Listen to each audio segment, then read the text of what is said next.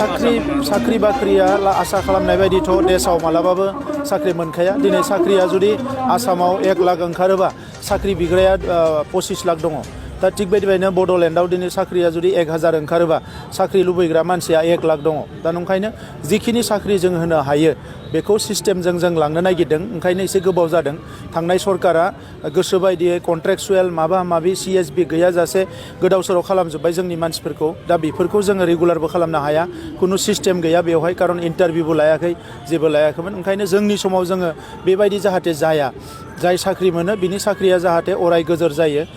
बियो मोजाङै पार्मानेन्टलि बिनि सम जोबजासिम बैसो जोबजासिम मावलांनो हायो बेबायदि बेबस्थाफोरखौ जों खालामगासिनो दङ दा बेनिखायनो बिनि गासैबो प्रिपारेसना जोंहा कमप्लिट जाबाय ओंखायनो एनाउन्समेन्ट हयथ' दिनै गाबोननि गेजेरावनो जागोन बे एनाउन्समेन्ट जाखांनायनि उनाव अनलाइन एप्लाइ खालामनो हागोन इन्टारभिउ जागोन इन्टारभिउआव जाय मोजां साक्सेस जागोन बेनो साख्रिखौ मोनो